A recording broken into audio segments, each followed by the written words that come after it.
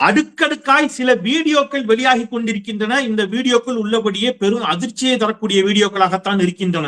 இன்னும் சொல்ல போனா ஒருபடி மேல போய் இது வீடியோன்னு கூட சொல்லக்கூடாது, இவை அனைத்தும் ஆதாரங்கள். என்ன ஆதாரங்கள் அப்படின்னு கேக்குறீங்களா?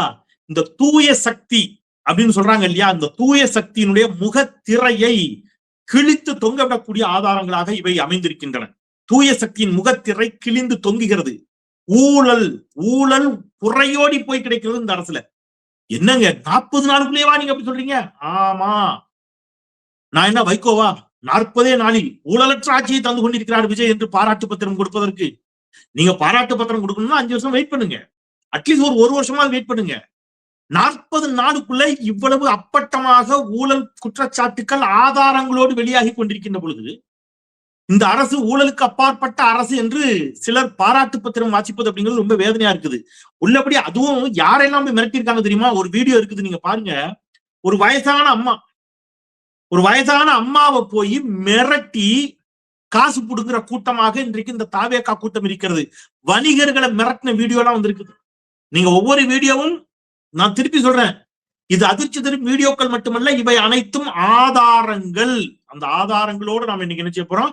இந்த வீடியோவை நாட்டு மக்கள் மத்தியில முன்வைத்து இந்த தூய சக்தி என்று மக்களை ஏமாற்றிக் கொண்டிருக்கக்கூடிய இந்த ஊழல் புறையோடி போன துர்நாற்ற சக்தியினுடைய முகத்திரையை கிழிக்கப் போகின்றோம். வீடியோக்கு செல்வோம். அனைவருக்கும் வணக்கம். இது தமிழ் கேள்வி. மீண்டும் உங்களை சந்திப்பதில் மிக்க மகிழ்ச்சி. நான் செந்தில் வேல்வீச்சு. தமிழ் கேள்வியை மறக்காம சப்ஸ்கிரைப் செய்து பாருங்கள். உங்கள் பேராதரவை தாருங்கள் என்று மிகுந்த அன்போடு கேட்டுக்கொண்டு நான் ஒவ்வொரு வீடியோவா காட்டுறேன். முதல்ல ஒரு விஷயத்துக்கு வருவோம்.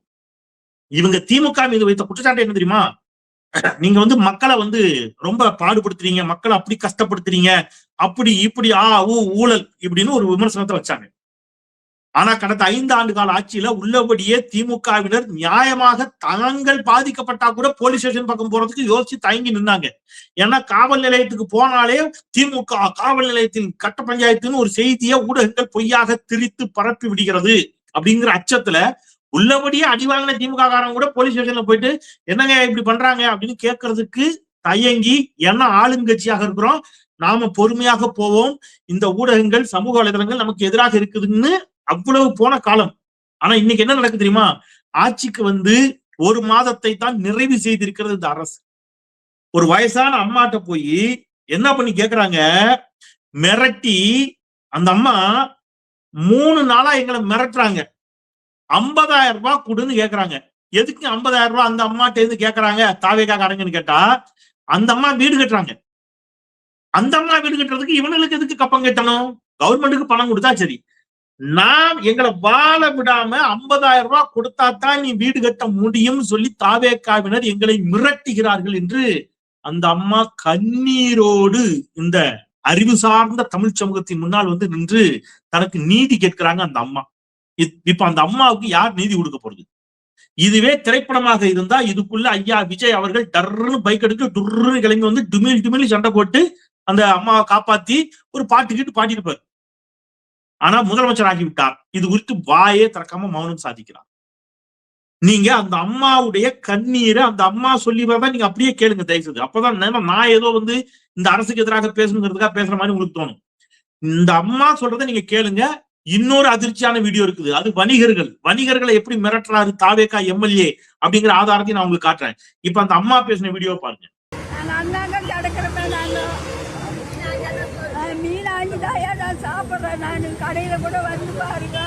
நான் திருவொற்றியூர் குப்பத்தூர்ல இருந்து வரேங்க. நான் வீடு கட்டிட்டு இருக்கேன் புதுசா. அந்த வீடு கட்டுறதுனால ஒரு பிரச்சனை, அந்த முன்னாடி தளம் வந்துச்சு அப்படின்னு சொல்லிட்டு பிரச்சனை பண்ணாங்க. சரி, அதையும் சால்வ் பண்ணி எல்லாம் முடிச்சாச்சு. முடிச்சுட்டு மறுபடியும் தளம் ஊத்தும் போது ராகுல்ன்ற பையன் டிவிகே கட்சியில இருக்கானா. நான் புதுசா நிர்வாகத்துல உட்காந்துருக்கேன், எனக்கு நீ பணம் கொடுத்தாதான் வீடு கட்ட முடியும் அப்படின்னு சொல்லிட்டு எங்களை 3 நாளா நான் மிரட்டுறாங்க. பாத்துட்டீங்களா? இது எப்படி ஒரு ஏழை குடும்பத்துல சேர்ந்த ஒரு அம்மா கஷ்டப்பட்டு அவங்க கஷ்டப்பட்டு உழைத்து அவங்க ஒரு வீடு கட்டுறாங்க. எதுக்கு இவனுக்கு பணம் கொடுக்கணும்? சரி, இதை விட கொடூரமா இவங்க எங்கெல்லாம் போய் மிரட்டுறாங்கன்னு பாருங்க. 100 நாள் வேலை வாய்ப்பு திட்டங்க. 100 நாள் வேலை வாய்ப்பு திட்டம்ங்கிறதே என்னது? வறுமையால் மக்கள் வாடிவிடக்கூடாது, பசி பஞ்சம் பட்டினியால் மக்கள் கஷ்டப்படக்கூடாதுங்கிறதுக்காக கொண்டு வரப்பட்ட ஒரு திட்டம் 100 நாள் வேலை வாய்ப்பு திட்டம். அந்த 100 நாள் வேலை வாய்ப்பு திட்டத்துல கிடைக்கிறதே மிகச் சொற்ப ரூபாய்கள். யாருக்கு? அந்த உழைப்பாளர்களுக்கு, அந்த சகோதரிகளுக்கு, தாய்மார்களுக்கு. தாவேக்காரன் ஒருத்தன் போய் மிரட்டுறான். என்னன்னு, இந்த 100 நாள் வேலைவாய்ப்பு திட்டத்துல யார் யாருக்கு வேலை கொடுக்க வேண்டும் என்பதை நான் தான் சொல்லுவேன், நான் சொல்ற ஆளுக்கு தான் நீங்க வேலை கொடுக்கணும்னு தாவேக்கா மிரட்டிக்கிறது. எங்க, எந்த தாவேக்கா, எந்த தாவேக்கா? தூய சக்தி. வெக்கமா இல்ல உங்களுக்கு?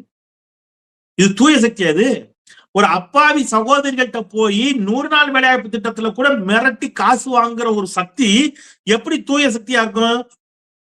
இதன் மீது இந்த தூய சக்தியின் தலைவராக இருக்கக்கூடிய தமிழ்நாடு முதலமைச்சர் மாண்புமிகு ஜோசப் விஜய் அவர்கள் இவங்க மீது ஏதாவது நடவடிக்கை எடுத்தாரா?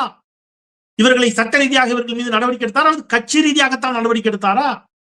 ஒன்னே எடுக்க மாட்டார், ஒன்னே எடுக்க மாட்டார். நான் ஏதோ பொய் சொல்றேன்னு நினைக்கிறீங்களா? அதெல்லாம் கிடையாதுங்க. விஜய் அண்ணா எல்லாவற்றின் மீதும் நடவடிக்கை எடுத்துக் கொண்டிருக்கிறார், நீங்கள் தான் அதை மறைக்க பார்க்கிறீர்கள் அப்படின்னு நீங்க யாராவது தாவேக்காவினர் நீங்க வேகமா உங்கள் விஜய் அண்ணா மீது கொண்ட அன்பில் என்னை நோக்கி வருவீர்கள் என்று சொன்னால் நான் ஆதாரத்தோட அதுக்கும் பதில் சொல்றேன், ஆதாரத்தோட சொல்றேன். ஒரு வீடியோ காட்டுறேன், நீங்க பாருங்க.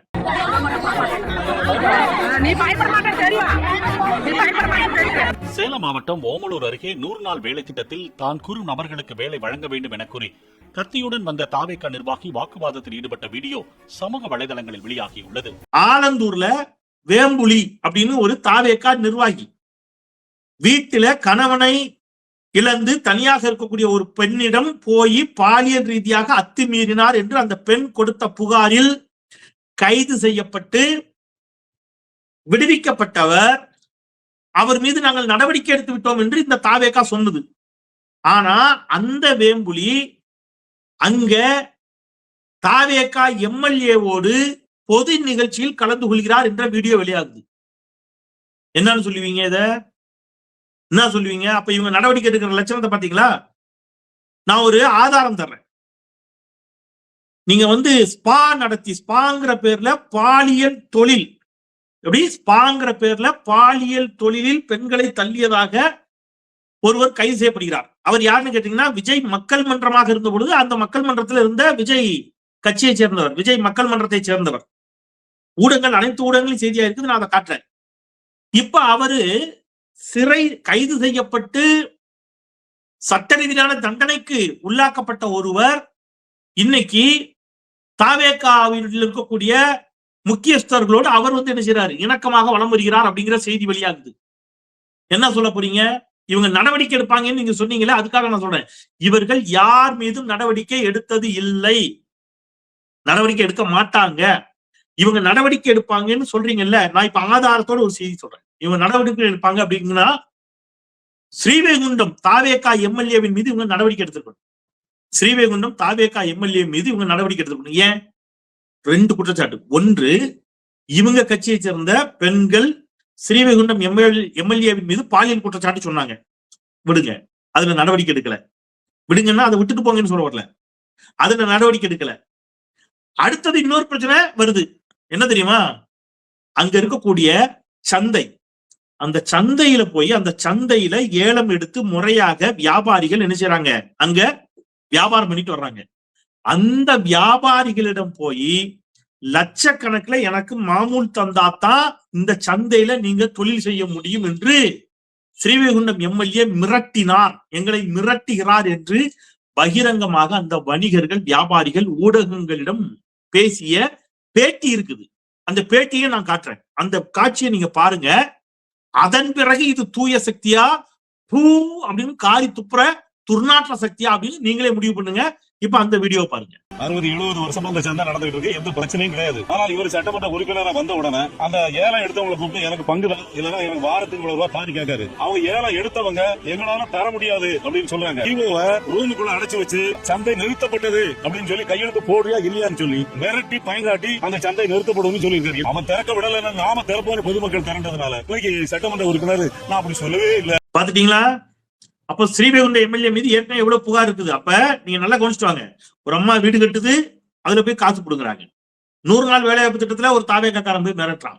பெண்களுக்கு எதிரான பாலியல் குற்றங்களில் ஈடுபட்டதாக பெண்களால் புகார் அளிக்கப்படுகின்ற குற்றம் சாட்டப்படுகின்ற நபர்கள் தாவேகா எம்எல்ஏவோடு, ஏன் எம்எல்ஏவே வெளியில சுத்துறாரு, எம்எல்ஏக்களோடு அந்த குற்றச்சாட்டுக்கு உள்ளானவர்களும் வெளியில ஜாலியா சுத்துறாங்க. கூட்டணி கட்சி சார், நீங்க தாவேகா எதிர்ப்புங்கிற மனநிலையில பேசுறீங்க சார், அப்படிலாம் கிடையாது சார் அப்படின்னு நீங்க சொல்லுவீங்கன்னா, தாவேகாவிற்கு இன்றைக்கு ஆதரவளித்து தாவேகா ஆட்சி நடப்பதற்கு காரணமாக இருக்கக்கூடிய விடுதலை சிறுத்தைகள் கட்சியினுடைய பொருளாளர் அன்பு சகோதரர் தோழர் எஸ் பாலாஜி அவர்கள் ஒரு குற்றச்சாட்டு சொல்றாரு. தமிழ்நாடு மாசு கட்டுப்பாட்டு வாரியத்தில் நடந்த அதிகாரிகள் இடமாற்றத்தில் முறைகேடு, ஊழலற்ற ஆட்சி என்று சொன்னீர்களே, சுற்றுச்சூழல் அமைச்சர் ராஜுவின் மாமனார் விஜயபாஸ்கர் தலையீடு உள்ளது அப்படின்னு யார் குற்றச்சாட்டா? குடும்ப ஆட்சின்னு இவங்க சொன்னாங்கல்ல, இங்க ஒரு அமைச்சருடைய மாமனார் தலையிடுறாரு. எதுல? டிரான்ஸ்பர், கவர்மெண்ட் ஆபீசர்களை டிரான்ஸ்பர் பண்றதுல குடும்ப தலையீடு, விஜய் ஆட்சியில குடும்ப தலையீடு, அமைச்சருடைய மாமனார் தலையிடுறாரு. நான் சொல்லல, விசிகா சொல்லுது, என் கருத்து அல்ல, விடுதலை சிறுத்தைகள் கட்சியின் கருத்து. அவர் சொல்றாரு, ஊழலற்ற ஆட்சி நடந்து வருவதாக தாவேகா கூறுவது கேள்விக்குறியாகி உள்ளது. இப்ப இதுக்கு என்ன பண்ண போறீங்க? அப்ப அதான் திருப்பி சொல்றேன், இத பற்றி இது எதுவுமே ஐயா வைகோ அவர்களுடைய கண்களுக்கு, அவருடைய பார்வைக்கு எப்படி இந்த செய்திகள் படாமல் போனதுன்னு எனக்கு தெரியல. பற்றுதாலும் அவர் அப்படித்தான் பேசுவார். ஊழலற்ற ஆட்சி, விஜயினுடைய தூய்மையான ஆட்சிங்கிற மாதிரி பேசுவார். ஏன் அப்படி பேசணும்? எதுக்கு இப்ப இவ்வளவு பிரச்சனை நடக்குது? மக்கள் கண்ணு முன்னாடி மக்கள் புகார் சொல்றாங்க. இப்ப இந்த மக்கள் எல்லாம் போய் சொல்றாங்களா? இவங்க எல்லாம் திமுக காரங்களா? எஸ் பாலாஜி திமுகவா? அந்த அம்மா வீடு கட்டணும்னா 50,000 ரூபாய் காசு கேட்டு மிரட்டுறாரு தாவேகா காரன்னு சொன்னாங்களே, அந்த அம்மா என்ன திமுகவா? 100 நாள் வேலைவாய்ப்பு திட்டத்துக்கு போறவங்க கண்ணீரோடு நிற்கிறார்களே, அவங்க எல்லாம் திமுகவா? ஸ்ரீவைகுண்டம் வியாபாரிகள் என்ன திமுகவா? இல்ல, பொதுமக்கள் பாதிக்கப்படுகிறாங்க. இதை விட கொடுமை, பக்கத்து மாநிலம் வரைக்கும் இவங்க பெருமை பரவிடுச்சு. மாத்ருபூமி கேரளாவை சேர்ந்த பத்திரிகை, அதுல அந்த ரிப்போர்ட்டர் வீடியோ ஆதாரத்தோட எடுத்து போடுறாரு. என்ன போடுறாரு? கனிம வளங்கள் தமிழ்நாட்டில் இருந்து கேரளாவுக்கு எடுத்து செல்லப்படுகிறது. அதை பற்றி பல பேர் புகார் கொடுத்திருக்கிறாங்க. கடந்த ஆட்சி காலத்தில் நடந்தது என்று இதே தாவேகா சொல்லிச்சு. இப்பொழுதும் கனிம வளங்கள் தென்காசியில் இருந்து, தென்காசி பகுதி வழியாக கேரளாவுக்கு லாரியாக கடத்தப்படுகிறது என்பதை ஒரு தோழர், ஒரு சகோதரர், அந்த பகுதியை சேர்ந்தவர் அவருடைய முகநூல்ல டெய்லி அந்த லாரி போறதை வீடியோ எடுத்து போடுறாரு. இவ்வளவு லாரி, ஆயிரக்கணக்கான லாரிகள் போகின்றன, எடுத்து போடுறாரு. யாரும் நடவடிக்கை எடுக்கல. இப்ப அதை விட கொடுமை என்னன்னா, புளியரை செக் போஸ்ட்ல 200 ரூபாய் 400 ரூபாய் லஞ்சம் கொடுத்தா இந்த லாரிய விட்டுறாங்க. எந்த லாரியை? அங்கிருந்து வர லாரியா இருந்தாலும் சரி, இங்கிருந்து போற லாரியா இருந்தாலும் சரி, ஓவர்லோடு ஏற்றப்பட்ட லாரிகள் அல்லது அந்த எல்லையை தாண்டுவதற்கு செக் போஸ்ட்ல 400 ரூபாய் கொடுத்தா போதும்னு சொல்லி ஒரு கேரள பத்திரிகை வீடியோ ആധാരത്തോടെ എടുത്ത് പോടുന്നു. തമിഴ്നാട്ടിൽ നിന്ന് സാധനങ്ങളുമായി വരുന്ന മലയാളി ലോറി ഉടമകളെ കൊള്ളയടിക്കുകയാണ് തമിഴ്നാട് മോട്ടോർ വാഹന വകുപ്പ്. തമിഴ്നാട് പുളിയറ ചെക്ക് പോസ്റ്റിലൂടെ നിർമ്മാണ സാമഗ്രികളുമായി കടന്നുപോകുന്ന ലോറികളിൽ നിന്ന് വാങ്ങുന്നത് 200 മുതൽ 400 രൂപ വരെ കൈക്കൂലിയാണ്.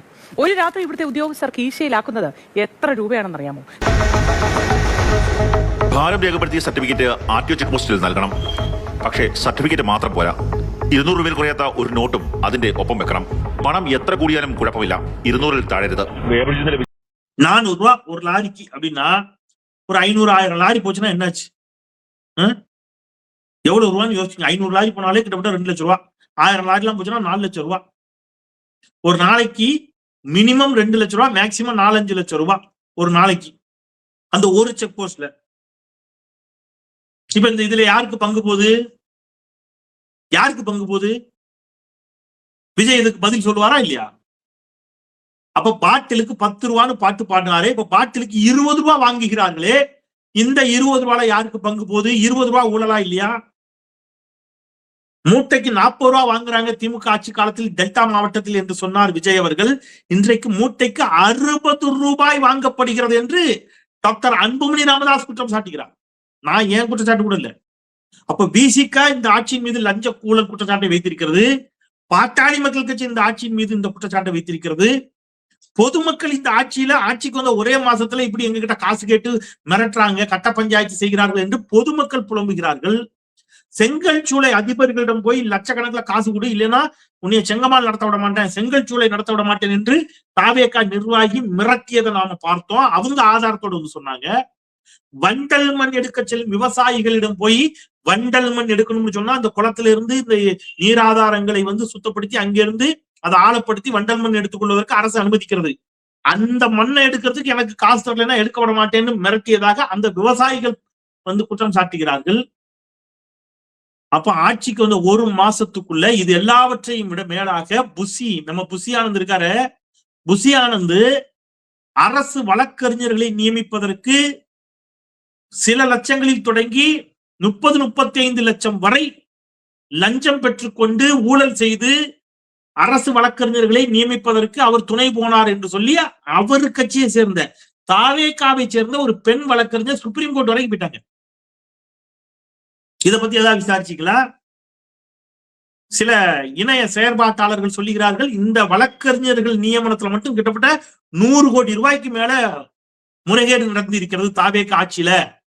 100 கோடி ஆட்சிக்கு வந்து ஒரே மாசத்துக்குள்ள யாருக்கு போச்சு இந்த பணம் அப்படின்னு கேட்கிறாங்க, கேள்வி எழுப்புகிறார்கள்.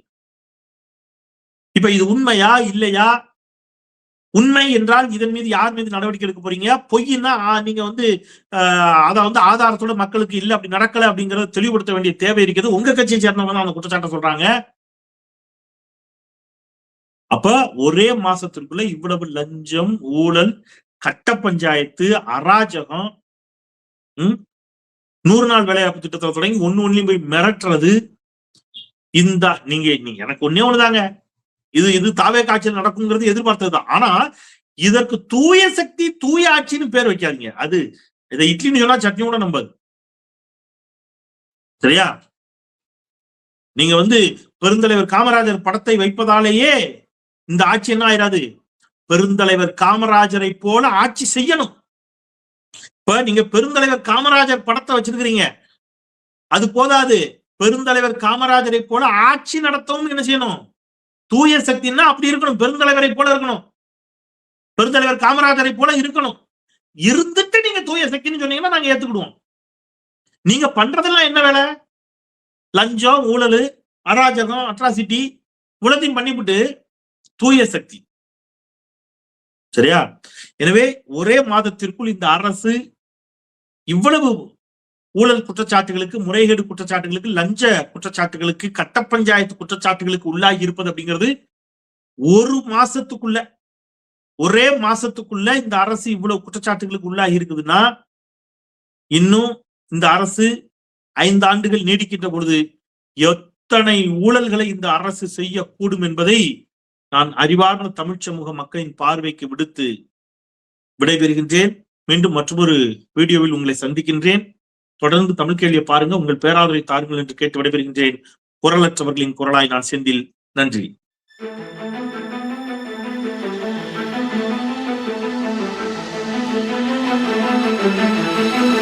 Thank you.